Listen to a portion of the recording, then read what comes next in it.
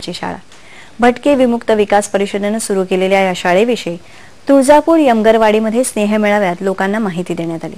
राज्यात लातूर, सोलापूर, उस्मानाबाद, बीड, जालना, पंढरपूर, नागपूर अशा एकूण 7 जिल्ह्यात ही शाळा चालवली जाते। कुठे बहुरूपी व्हायचं, कुठे डोंबारी, कुठे पदर पसरून पोटाची खळगी भरायची आणि त्यासाठी आज हे गाव तर उद्या ते गाव कोसाबाहेर पालं टाकायची आणि जगण्याचा शोध घेत जगायचं। मग कुठली आलीये पाटी, पेन्सिल आणि शाळा? पण जीवन उन्नत होण्यासाठी शाळा तर हवीच, म्हणूनच पालावर राहणाऱ्या मुलांसाठी पालावरच शाळा भरवली जाते। आणि अशा तऱ्हेनं भटक्या विमुक्त जमातीतल्या मुलांच्या उन्नतीसाठी भटके विमुक्त विकास परिषद गेल्या 12 वर्षांपासून राज्यभर पालावरची शाळा भरवत आहे। या शाळेवरच्या शिक्षकांचे अनुभवही आगळे वेगळे। आम्ही मुलांना अशा टाकाऊ वस्तूपासून टिकाऊ वस्तू कसं तयार करता येतं, त्याच्यापासून मुलांना काय ज्ञान मिळते, कसं शिकवतात हे त्यांना सांगतो। मी जेव्हापासून पालावरच्या शाळेत जात आहे तेव्हापासून तिथल्या शाळेत गेल्यापासून मला शाळेच्या बाहेर जावं वाटत नाही। मला तिथल्या शाळेत खूप गोडी लागली आहे। पालावरच्या शाळेत 3 वर्षापासून शिकत आहे। तेव्हापासून मला शाळेत जात आहे मी, तेव्हापासून मला बाराखडी उजळणी येते। मला शिकून मोठं व्हायचं। पारधी, मसणजोगी, भिल्ल, कोल्हाटी या आणि अशा 15 जमातींसाठी त्यांच्या बोलीभाषेतून शिक्षण इथं दिलं जातं। रानमाळावरचे दगड, गोटे, काच, गुंजा, चिंचोक्यांपासून ते टाकाऊ वस्तूंपर्यंत बनवलेल्या शैक्षणिक साहित्यांचा मुलांना शिकवण्यासाठी इथं वापर केला जातो। शासकीय मदतीविना लोकसहभागातून चालवली जात असलेली ही शाळा म्हणजे आपल्या समाजातल्या दुर्लक्षित लोकांच्या उन्नतीसाठी घेतलेलं व्रतच आहे। एक होते माकड, आले सकाळी। पारंपरिक शाळांहून भिन्न असलेली पालावरची शाळा कशी असते, काय असतात त्यातल्या अडचणी याविषयी चर्चा करण्यासाठी पालावरची शाळा चालवणारे भटक्या विमुक्त विकास परिषदेचे संयोजक नरसिंह झरे आज आपल्या स्टुडिओत आले आहेत।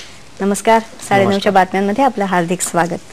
हे पालं म्हणजे नेमकं काय आणि पालावरची शाळा म्हणजे काय? तसं भटके आणि विमुक्त जी जनजाती आहेत महाराष्ट्रामध्ये 48 जनजाती आणि 200 उपजमातीमध्ये मोडणारा समाज आहे। बऱ्याच जमाती ह्या सतत स्थलांतरित होत असतात आणि त्या स्थलांतरित होत असल्यामुळं त्यांना सतत वाहून जे घर न्यावं लागतं। जे लोक आपले साडी भिक्षा मागितल्यानंतर जी साडी वगैरे देतात त्या साड्यापासून बनवलेलं एक घर, जिच्या मध्यभागी एक बांबू असतो आणि त्या बांबू मध्ये एक घर तयार होतं, अशी एक पाल असते। सतत स्थलांतरित होत असल्यामुळं जशी त्यांची राहण्याची व्यवस्था असते पालांमध्ये, तशीच एक शाळा आमची तंबूतली शाळा म्हणजे पालावरची शाळा। पण मग कसं काय शिकवता या शाळेमध्ये आणि शाळेचा मुख्य उद्देश हे खरं तर शाळा म्हणजे एक जीवन शिक्षण देणारं एक केंद्र आहे। त्या पूर्ण वस्तीला एक वेगळं दिशा देण्याचं एक माध्यम आहे। नुसतं त्या मुलांचं शिक्षण नसून त्या पालकांचंही शिक्षण त्याच्यामध्ये आहे। हिच्यामध्ये साधारणतः पालावरची शाळेची कल्पना अशी आहे की ही रानावनात भटकणारे जे भटके आणि विमुक्त जनजातीचे आहेत, पारधी, भिल्ल, रामोशी, तडवी, मसणजोगी, शिकलगार, पाथरवट, गोपाळ, डोंबारी अशा ज्या जनजाती आहेत त्या आणखी रानोमाळ असतात। त्याला शिक्षणाच्या मुख्य धारेशी ते जोडले जात नाहीत। ह्याचं कारण असं आहे की ते अस्वच्छ राहतात, घाणेरडे राहतात, हे पहिलं कारण आहे। दुसरं, यांच्या बोलीभाषा ह्या स्वतंत्र आहेत, यांचं अस्तित्व वेगळं आहे आणि त्या अस्तित्वाला धरून चालत असल्यामुळं या मुख्य शाळेशी ते जोडले जात नाहीत। मग हे जोडण्याचं एक माध्यम म्हणून ती पालावरची शाळा आहे की याला प्रमाण शाळेमध्ये नेता यावं, असं एक त्याचं आपल्याला म्हणता येईल की प्रमाण शाळेमध्ये पोहोचवण्याचं एक माध्यम म्हणून पालावर शाळा आम्ही म्हणतो। कशा प्रकारे शिकवता याच्यामध्ये तुम्ही? तर निसर्गामध्ये राहणारे सगळे मुलं असल्यामुळं जे सभोवताली निसर्गामध्ये दगड, गोटे, काचकुरे, गारगुट्या, काडी अशा ज्या वस्तू, पंख, हाड अशा ज्या काही वस्तू असतात त्या वस्तूपासून त्या मुलांना अंकगणित शिकवलं जातं। उदाहरण सांगायचं असेल तर आपण जर इतर शाळेमध्ये प्रमाण शाळेमध्ये बघितलं तर भ भटूजीचं म्हणून शिकवलं जातं, ग गणपतीचं म्हणून शिकवलं जातं। ते त्या मुलांना गणपतीही माहिती नाही आणि भटूजीही माहिती नाही, तिची संकल्पना स्पष्ट होणार नाही। तर आम्ही ग गाढवाचं म्हणून शिकवतो, भ भटूजी ऐवजी भाकरीचं भ शिकवतो। या मुलांच्या भाषा ह्या वेगवेगळ्या असल्यामुळं त्यांच्या प्रमाण भाषेमध्ये आणण्याची सगळ्यात मोठी अडचण आहे. काही मुलांची भाषा तमिळ आहे, काही गुजराती आहे, पंजाबी आहे, मल्याळम आहे, अशा वेगवेगळ्या भाषेचं संमिश्रण त्यांच्या भाषेमध्ये आहे. त्या मुलांना तिची भाषा येते बरोबर. म्हणून आम्ही त्याला प्रमाण भाषेमध्ये आणण्यासाठी अगोदर त्यांना 2 वर्ष त्यांच्या भाषेमध्ये शिकवण्याचा प्रयत्न करतो आणि त्या मग ते प्रमाण भाषेमध्ये येतात. जसं की उजळणी शिकवायचं असेल 1 2 3 असं शिकवायचं असेल, गुजरातीमध्ये 1 2 3 4 5 हो 8 9 10 असं शिकवलं जातं. मग त्यांना हळूहळू ते प्रमाण भाषेमध्ये आणायचं असं संकल्पना आहे. आणि मुळात म्हणजे जगण्यासाठी म्हणून काय करावं लागतं, मुळात जगण्यासाठी आपल्याला स्वच्छ राहावं लागेल, नियमितल्या शाळेमध्ये जावं लागेल आणि आपला जीवनातला जो काही वेगवेगळा हे असेल तर त्याचं पूर्ण शिक्षण त्या शाळेमध्ये हो अशी कल्पना आहे. पण ही मुलं शाळेत यायला तयार असतात? हा, त्या पालावरची शाळा ही आपल्या घरातली शाळा असते म्हणून ते शाळेमध्ये येतात. परंतु जर पालं इथं पडलेले असतील, कडेला जिल्हा परिषद शाळा किंवा अन्य संस्था असतील तर त्या शाळेमध्ये ते मुलं जात नाहीत. कारण की हे मुलं महिन्यानुमहिने वर्षानुवर्ष आंघोळ करत नाहीत. कारण दुर्गंधी आली तर आपल्याला लोक भिक्षा देतील म्हणून त्याची कल्पना असते आणि ती कल्पना मनाशी बाळगून ते पालक तिचं फिरत असतात. मग त्या मुलांना या प्रमाण शाळेत जायचं असेल तर स्वच्छ राहून ते शाळेत जावं लागेल. तिथल्या मराठी भाषा त्याला यायला पाहिजे, नीट बसण्याचं त्याला माहिती पाहिजे. आमचे 15-15 दिवस जर 15-15 मिनिट बसवण्याचे कोशिश करतात आमचे शिक्षक लोक.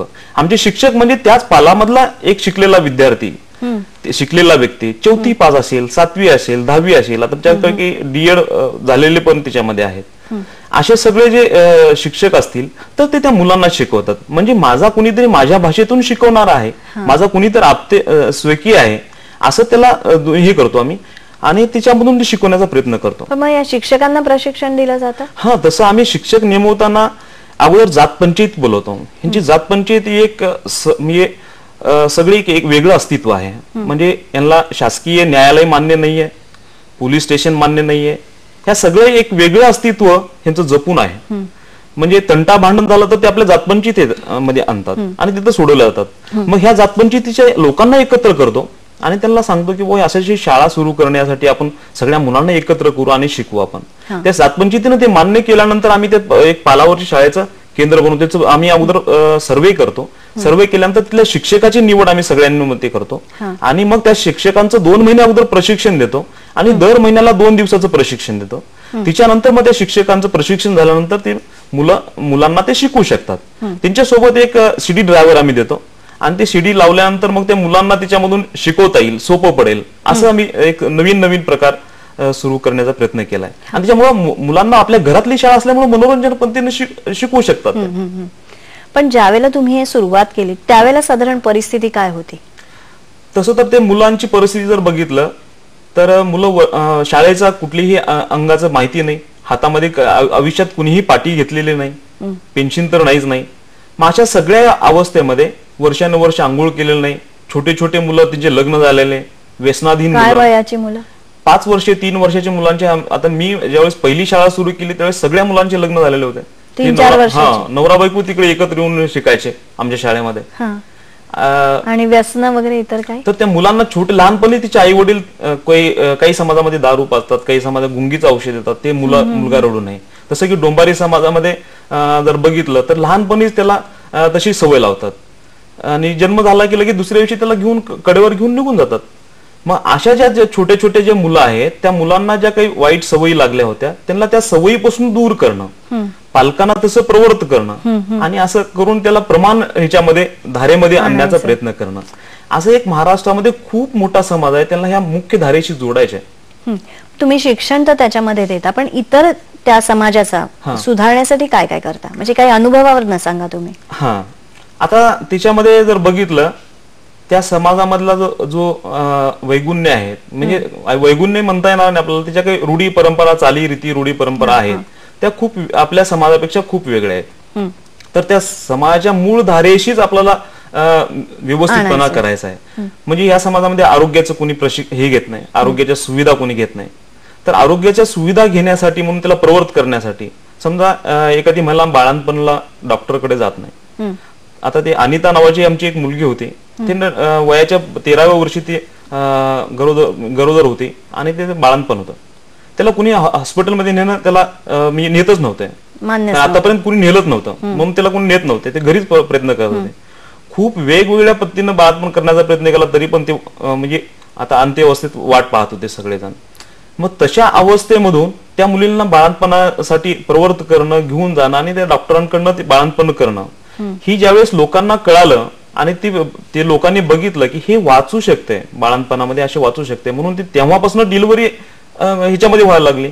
शिक्षणाच्या एका ह्याच्यामधून मुलं त्या पालकांना शिकवायला लागले. म्हणजे सगळे 1-2 कसं लिहायचं, हिशोब कसं करायचं, मुलं पालकांना शिकू लागले. संध्याकाळी त्या पालकांची शाळा भरू लागली विद्यार्थ्याबरोबर. ही शाळा म्हणजे 3 तासाची शाळा असते. म्हणजे त्या शाळा ही त्या मुलांची 3 तास असल्यामुळे त्याला त्यांच्या सवडीप्रमाणे शाळा भरते ते, आणि त्याच्यामुळे त्या मुलांना आनंदित वाटतो. बरं, किती वर्ष तुम्ही हे शिक्षण देता पालावरच्या शाळेमध्ये? सरासरी आम्ही 2-3 वर्ष आम्ही प्रयत्न करतो तसा मी मूळ प्रवासी जोडण्याचा, आणि तिथून गेले की त्या मूळ प्रवासी जोडायचा, मग जे मूळ प्रवाहामध्ये येत नाहीत त्यांना आणखी परत प्रवाहात आणायचं. मग या कुठल्या शाळेत जातात पालावरच्या शाळेनंतर? मग कुठे? पालावरच्या शाळेनंतर तसं आम्ही तिथल्या प्रमाण जवळच्या शाळेमध्ये पाठवतो, आश्रम शाळेमध्ये वगैरे. तसं महाराष्ट्रामध्ये भटक्यांच्या आश्रमशाळा खूप आहेत, परंतु त्या समाजातल्या वंजारा, धनगर अशा समाजानं जी शाळा आहे त्या स्थिरावलेल्या आहेत. त्या समाज तो प्रगत झालेला दिसतो आपल्याला, परंतु अशा जो समाज प्रगत झालेला नाही बऱ्याच अंशानं. तर यासाठी म्हणून आम्ही यमगरवाडीला भटकेमुक्त विकास परिषदेने यमगरवाडीला एक आश्रमशाळा काढलेली आहे, त्या शाळेमध्ये घालण्याचा मी प्रयत्न करतो. आणि जे दूरचे आहे ते प्रमाण जिथं जिथं शाळा असतील त्या शाळेमध्ये घालण्याचा प्रयत्न करतो. आतापर्यंत महाराष्ट्रामध्ये 900 ते 1000 मुलं आम्ही प्रमाण शाळेमध्ये घातलेले आहेत. आणि ह्याचं एक वैशिष्ट्य सांगायचं असलं की यमगरवाडीला आमची जी आश्रमशाळा आहे त्या आश्रमशाळेमधले असे पालावरचे जे एकत्र करून मुलं आम्ही तिथे ठेवतो, त्या शाळेमध्ये एकूण 28 जमातीतले एकत्र मुलं तिथे शिकतात. आणि त्या मुलांचं एवढं म्हणजे चांगलं हे मिळतं की त्या मुलांना सगळ्या लकबी माहीत आहेत. धावण्यामध्ये हरणासारखे धावतात, म्हणजे नेमबाजीमध्ये अचूक आहेत. तर हेच मुलं आज रेखा पवार म्हणून आहे, तर ती महाराष्ट्र राज्यामध्ये बुद्धिबळामध्ये पहिला येऊ शकते.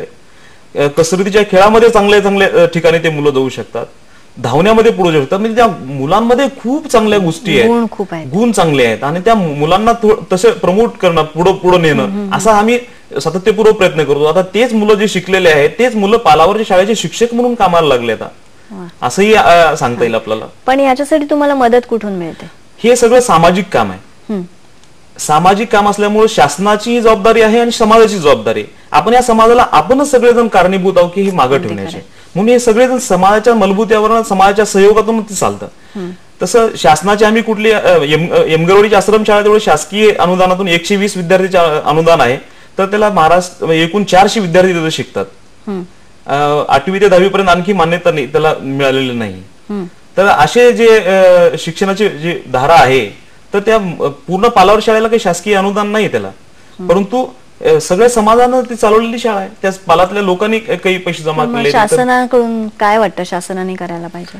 तर मला असं वाटतं की महाराष्ट्रातला सगळा जो भटका विमुक्त समाज आहे त्याच्यापैकी जे वंचित राहणारे जे समाज घटक आहेत, जो दूर दूर पसरलेला आहे, रानोमाळ राहतो, त्याच्याकडे राशन कार्ड नाही, मतदानाचं ओळखपत्र नाही, कुठल्याही शासकीय सुविधेचं त्याच्याकडे नोंदीचे कुठलेही पुरावे नाहीत. या समाजाला सगळ्या नोंदी द्याव्यात आणि शाळेच्या समाजाच्या मुख्य धारेशी जोडावं, आणि या सगळ्या शाळा चालवण्यासाठी आर्थिक त्यांनी मदतीचा हात पुढे करावा. जसं की आता मी बघितलं की अशा काही छोट्या छोट्या गोष्टी आहेत, ती वस्ती शाळा शासनाने सुरुवात केली, आणि महाराष्ट्रामध्ये सगळीकडे वस्ती शाळेचं स्वरूप पण चांगलं झालं. ती शाळा स्थिर झाल्या, पण शिक्षकाचं प्रशिक्षण झालं, त्यांना मानधन नाही, अशी अवस्था दिसते. तसेच हे पालावरच्या शाळेचं हे मुख्य धारेशी जोडावं असं मला वाटतंय. हे खूप मोठं काम आहे खरं. आपण म्हणजे मुंबई सारख्या ठिकाणी शहरामध्ये राहणाऱ्या माणसांना कल्पनाच नसते की बाहेरचं जग कसं आहे. आपण खूप मोठं काम करतायत. अनेक दानशूर यासाठी आपल्याला नक्कीच मिळतील आणि या मुलांची प्रगती होऊन ते मुख्य धारेत येतील. आज आपण इथे आलात, मनपूर्वक धन्यवाद. उस्मानाबाद